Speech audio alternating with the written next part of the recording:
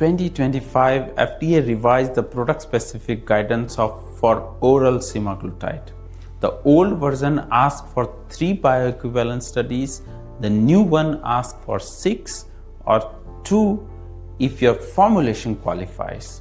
And whether you get 6 or 2 comes down to a single number that was not in the guidance before. Hello, I'm Raghuvar Singh Parmar, Director Scientific Affairs at Resolve Mass Laboratories, and we work with pharma and biotech teams to build the analytical evidence behind API sameness in complex generic filings. Today, we'll go through what actually changed in that guidance and what each change asks for your ANDA. Before we start our discussion, if you have found anything valuable from this channel's content, please like and subscribe. This gesture of appreciation really means a lot to us. Now let's start. Why the guidance was rewritten. Start with why a guidance gets rewritten at all. The first oral semaglutide tablet was approved in September 2019, and FDA issued the first product-specific guidance in August 2021. That guidance was built around the one reference formulation. Then in December 2024, a second oral semaglutide formulation was approved. Same molecule, different tablet. That approval is what forced the rewrite, because a generic now has to answer a question that did not exist in 2021. Which reference product are you copying? So let's talk about R1 and R2. FDA calls the two reference formulation R1 and R2. R1 is the original, R2 came in December 2024. They carry the same peptide and broadly the same excipient list, SNAC. Magnesium stearate, povidone. What they do not share is bioavailability.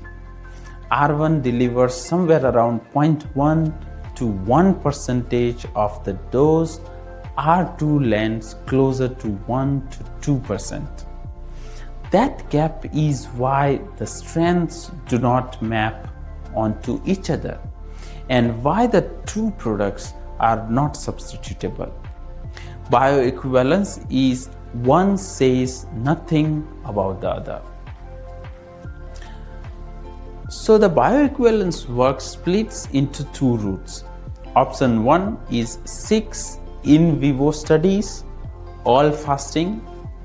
3 against R1, 14 mg and 7 mg single dose, 3 mg multiple dose. 3 against R2, 9 mg and 4 mg single dose, 1.5 mg multiple dose. Option 2 is much tighter. 2 single dose fasting studies at 14 and 9 mg with in vitro dissolution covering the rest. Either way, two design problems stay. Semaglutide's elimination half-life is about a week. So a crossover needs a long washout or a parallel design, and GI adverse events drive dropouts, which cost you power. Option 2 is the one where sponsor wants and to see why it is fenced in. Look at SNAC. Salcaprozoate sodium is the absorption enhancer that makes an oral peptide possible at all. And it does 3 things at once. As a weak base, it raises local pH in the stomach, slowing pepsin down long enough for the peptide to survive. It keeps the semaglutide from oligomerizing, so more of it stays in the monomeric form that can cross, and it enhances the transcellular permeation through the gastric epithelium. Move the SNAC level and you move absorption. So here is the fence. To use option 2, your tablet has to be qualitatively the same as the reference, the same inactive ingredient, and what FDA calls quantitatively similar. Before this revision, that phrase had no number attached. Now it does. Snack has to be within plus or minus 10% of the reference amount. And the cumulative difference across all your excipients as a percentage of the total tablet weight, and also within 10%. This is not Q2 sameness, which is 5% per ingredient. It is a formulation level test you can really measure yourself against before you file.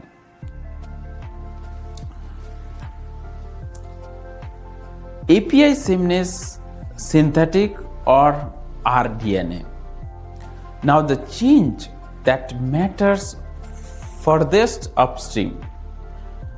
There has been a long-running question over whether semaglutide made by a recombinant DNA route can go through 505J ANDA pathway at all. The revised guidance says it plainly. Semaglutide can be produced using synthetic or semi-synthetic rDNA methods.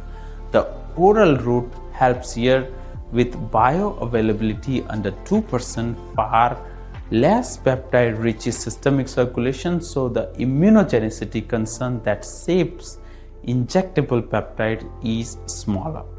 The route is open, the evidence bar is not lowered. Primary sequence, physicochemical properties, and comparative impurity profile against the RLD are all still required. Now, building the impurity evidence. So, the impurity profile is harder than one line of guidance suggests. Catalog standards do not exist for most semaglutide impurities. FDA's own recommendation is to characterize at the intact peptide level by MSMS using several fragmentation mechanisms for sequence coverage instead of digesting and collecting fractions. Heat-stressed injectable semaglutide can serve as an in-house surrogate standard. Then comes recovery. Run extraction efficiency studies from the sample solution, screen several excipient lots before validation, and spike both ways. Standard into placebo, internal standard into the product. At Resolve Mass, we spend most of our time with peptide sponsors right here because a sameness argument is only as strong as the impurity data underneath. So let's talk about key takeaways. What should you walk away with this discussion? 2 reference formulations now, and they are not substitutable. 6 bioequivalence studies is the default. 2 is what a close formulation earns you.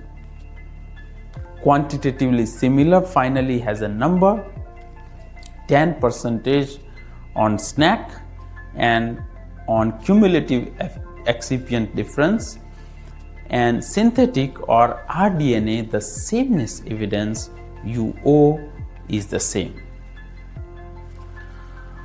If you are building an ANDA or you are working on this kind of complex peptide project and you need a CRO or CDMO partner in Canada, then please reach out to Resolve Mass Laboratories and we would be happy to find synergy and collaborate with you. One number decides whether you run 6 studies or 2 studies. The new FDA guidance on generic oral semaglutide gives you 2 pathways through. There are 2 brand versions of the tablet now, so the default route asks for 3 studies against each one. That adds up to 6. You can drop to 2 studies if your tablet stays close enough to the brand. That means the same inactive ingredients and the snack level within 10% of theirs. Every other difference added together has to stay under 10% as well.